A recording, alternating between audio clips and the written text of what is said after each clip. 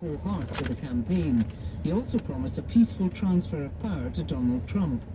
Russia's President Putin says he has also congratulated Mr. Trump.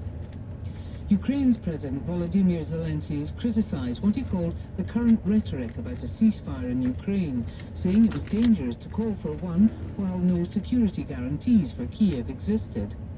His comments came after Hungary's right-wing Prime Minister, who's close to Moscow, called for a truce and for the killing to stop. Inside Ukraine, Russian attacks have killed 6 people. 4 died in Zaporizhia, which was targeted by guided bombs.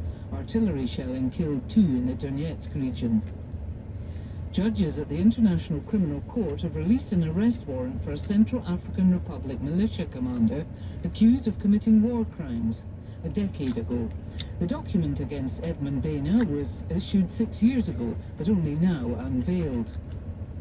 France will summon the Israeli ambassador over an incident at a church compound it owns in Jerusalem.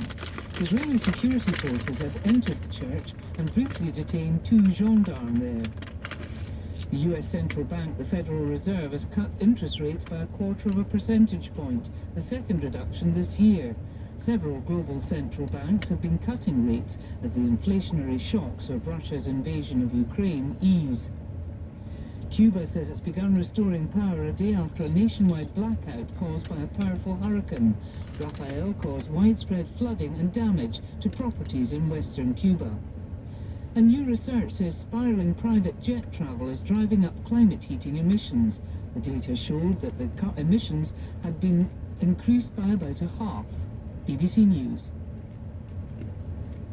Welcome back to NewsHour. As Lebanon comes under repeated Israeli airstrikes, attention's largely been focused on the thousands who've been killed, injured, or have lost their homes because of the fighting. But some are also worried about the fate of Lebanon's historic sites. Israeli strikes on Wednesday destroyed historic buildings near Roman temples in Baalbek. A group of more than 100 Lebanese MPs is calling on UNESCO to help them protect those sites.